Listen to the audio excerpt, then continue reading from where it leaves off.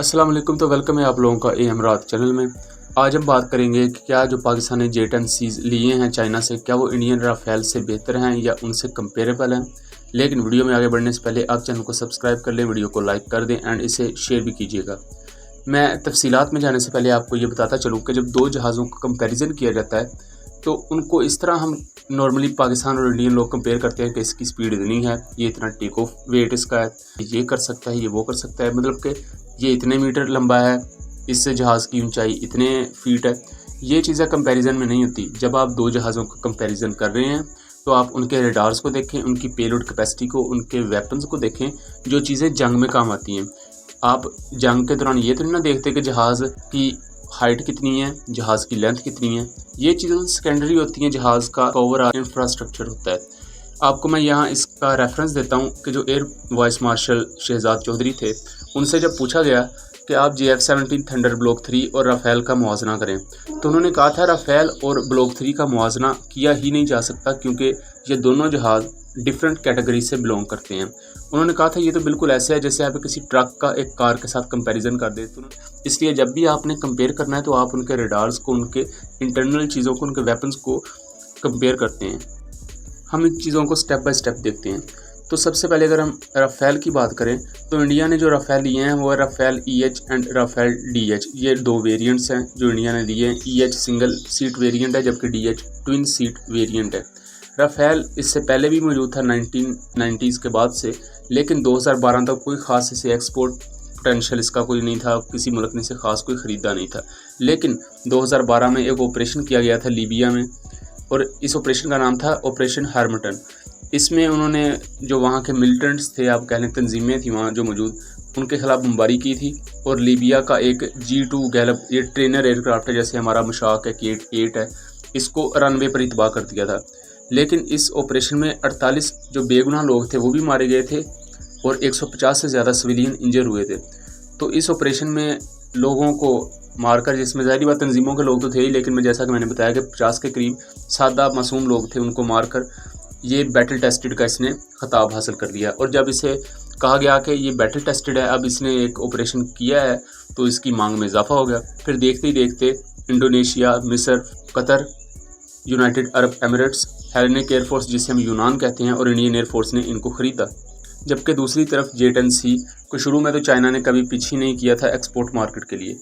अब इसे एक्सपोर्ट के लिए जब पिच किया चाइना ने, तो पाकिस्तान ने शाहीन 8 मशकें जो हुई थी रिसेंटली, वहाँ पाकिस्तान ने बहुत दिलचस्पी का इजहार किया था J-10C में। और इवन जो हमारे उस वक्त के चीफ ऑफ ऑपरेशंस थे, उन्होंने इसमें सॉर्टीज़ भी कंडक्ट की थी J-10C में।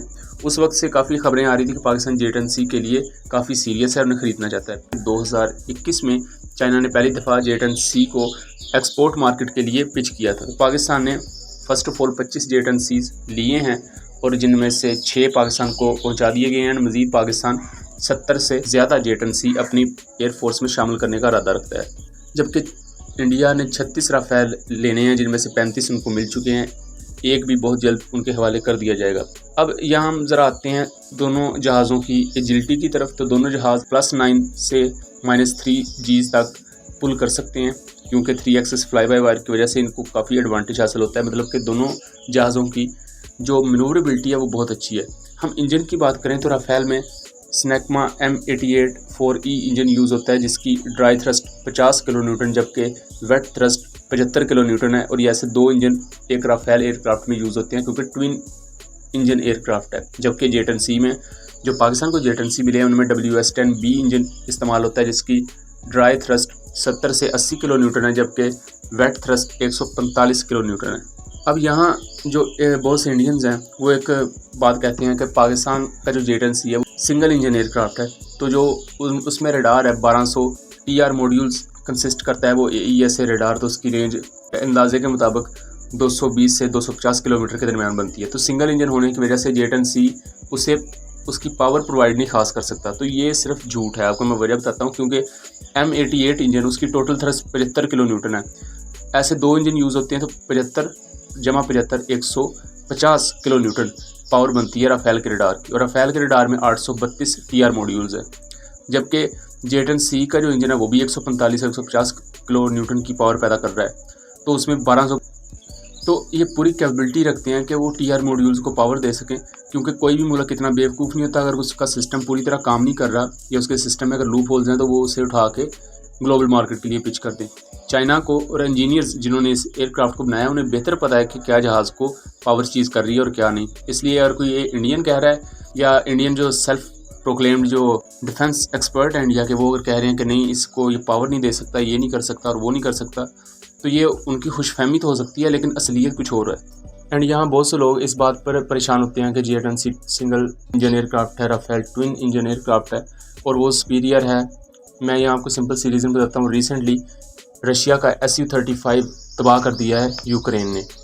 अब यूक्रेन के पास कोई ख़ास उस तरह के वेपन्स नहीं है जिससे वो एक Su-35 जाता है इतना सुपीरियर एयरक्राफ्ट जिसको अमेरिका भी अपने लिए ख़तरा मानता है उसको तबाह कर सकें, लेकिन जंग में वो भी तबाह हो गया क्योंकि जंग में बहुत से फैक्टर्स, बहुत से अनासर शामिल हो जाते हैं, फिर जाके आप जंग का कोई नतीजा देख सकते हैं। जंग में ऐसा नहीं होगा कि राफेल और J-10C सिर्फ अकेले लड़ेंगे, वहाँ बहुत सी चीज़ें और भी हो रही होंगी। खुशफहमी है शायद और उसे ज़रा स्टडी करने की थोड़ी सी ज़रूरत है, क्योंकि अगर जंग में Su-35 जैसे एयरक्राफ्ट नहीं बचे, F-114 जैसे एयरक्राफ्ट जिसको जो स्टेल्थी थे उसके बावजूद वो तबाह हो गए थे, Su-30 जिसके बारे में इंडिया दावा ये करता था कि इसे कोई पकड़ नहीं सकता, उसे शूट डाउन कर दिया था, पकड़ने की ज़रूरत पेश नहीं आई थी।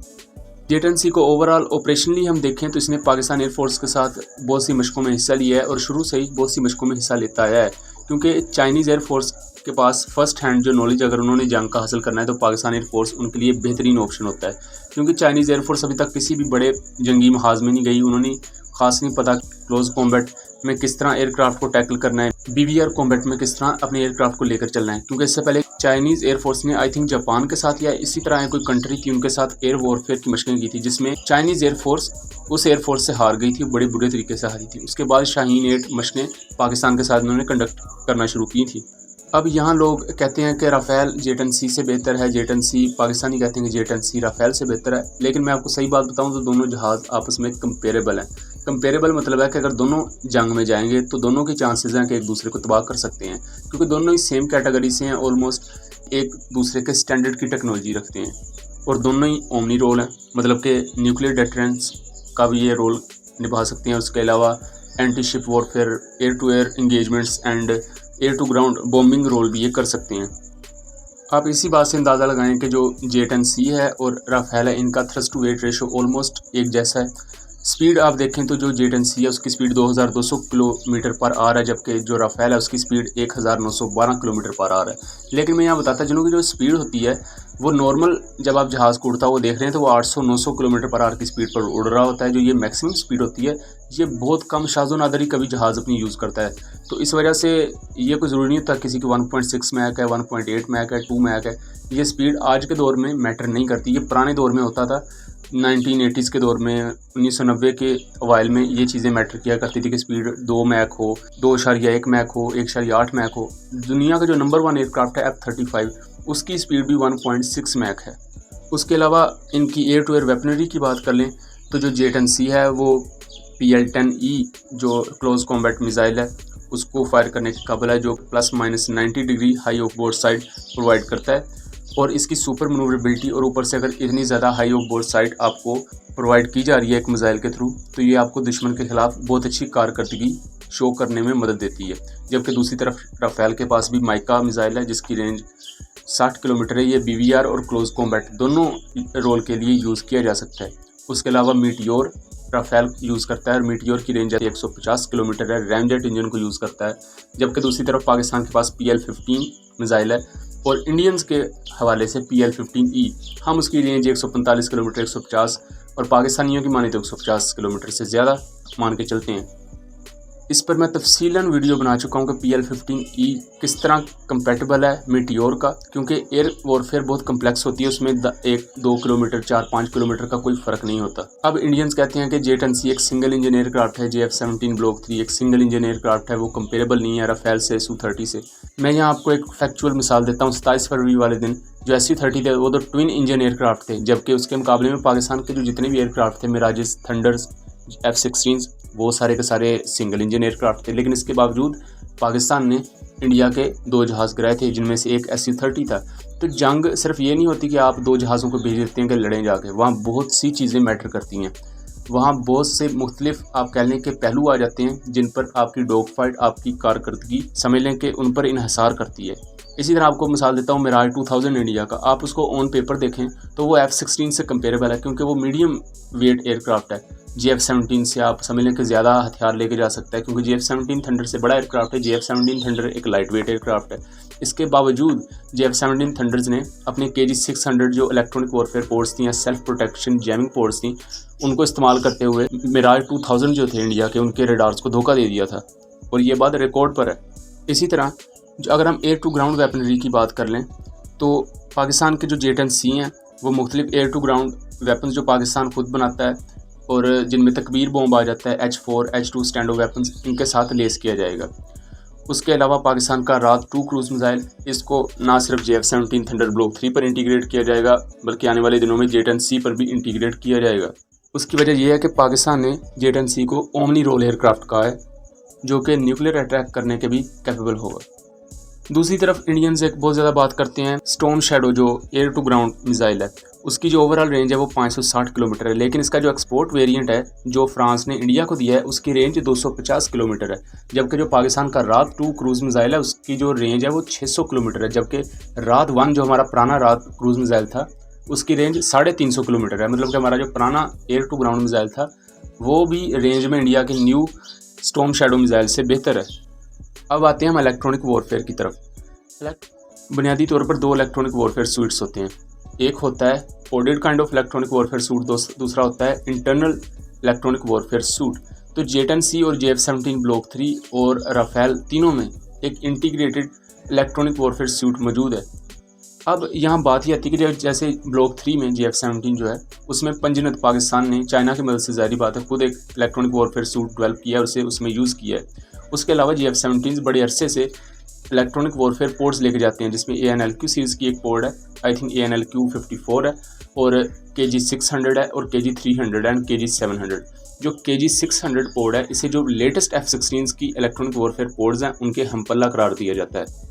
इसलिए जो लोग ये समझते हैं कि JF-17 ब्लॉक 2 और ब्लॉक 1 इलेक्ट्रॉनिक वॉरफेयर के तौर पर इतने अच्छे जहाज़ नहीं हैं, तो वो पुराने दौर के लिहाज से था कि तब ये पोर्ट्स बनी नहीं थी। अब 2015 के बाद देखें तो पाकिस्तान ने अपने ब्लॉक 1 और ब्लॉक 2 इनको बहुत ज़्यादा अपग्रेड किया है, इनमें जो खामियां थी उनको वक्त के साथ साथ दूर किया है। आपने पायलट्स के मुंह से भी ये सुना हुआ कि इसमें कंटिन्यूस अपग्रेड की गई हैं, मतलब कि ये पहले दिन से कोई बहुत अच्छा जहाज़ नहीं था, इसमें कंटिन्यूस चीज़ें अपग्रेड की गई हैं।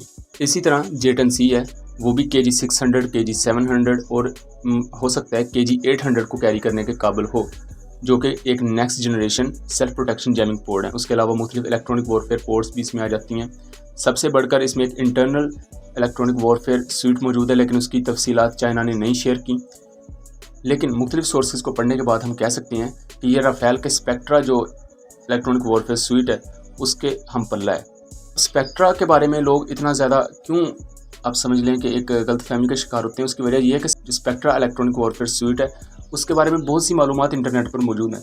जब वो मालूमात हम पढ़ते हैं तो नफसियाती तौर पे हमें ये लगता है कि ये जो इलेक्ट्रॉनिक वॉरफेयर सूट है ये बहुत अच्छा है, जबकि J-10C और JF-17 ब्लॉक 3 के मुतल्लिका आपको क्रिटिकल मालूमात कभी भी पाकिस्तान और चाइना रिवील नहीं करके देंगे। उनकी बहुत सी मालूमात ऐसी हैं जिनका हमें 27 फरवरी के बाद पता लगा था, जैसा कि तकबीर बॉम्ब जो है उसका हमें बाद में पता चला कि ये भी ब्लॉक JF-17 ब्लॉक 2 पर इंटीग्रेटेड है। KG-600 self protection jamming port, उसका भी 27 फरवरी के बाद ही बहुत से लोगों को पता चला था कि ये पोर्ट्स हमारे पास मौजूद हैं। इसलिए मैं यहाँ सेफली ये कह सकता हूँ कि जो इलेक्ट्रॉनिक वॉरफेयर सूट्स हैं J-10C और ब्लॉक 3 के, वो फुली कैपेबल हैं राफेल के इलेक्ट्रॉनिक वॉरफेयर सूट से, क्योंकि पाकिस्तान इन 2 जहाज़ों को ही राफेल के मुकाबले के लिए लेकर आ रहा है। वरना SU-30 और बाकी जहाज़ों के लिए तो हमारे JF-17 ब्लॉक 2 और F-16 ही काफ़ी हैं।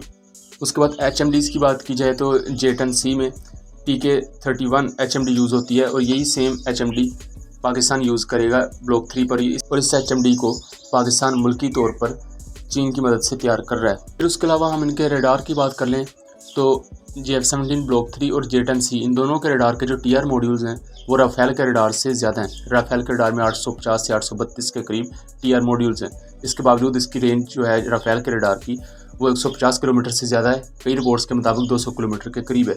जबकि J-10C के रेडार की रेंज जो एस्टिमेटेड है, क्योंकि इसमें कौन सा AES रेडार है इसको रिवील अभी तक किया ही नहीं गया, तो इसके रडार की रेंज 220 से 250 किलोमीटर के दरमियान बताई जाती है और JF-17 थंडर के रडार की रेंज भी 150 से 170 या 200 किलोमीटर के दरमियान बताई जाती है, क्योंकि JF-17 थंडर एक लाइट वेट कॉम्बैट एयरक्राफ्ट है। तो उम्मीद करता हूँ आप लोगों की मालूमात में इजाफा हुआ होगा। चैनल को सब्सक्राइब कीजिएगा, वीडियो को लाइक कीजिएगा। मिलेंगे अगली वीडियो में, तब तक के लिए अल्लाह हाफिज़।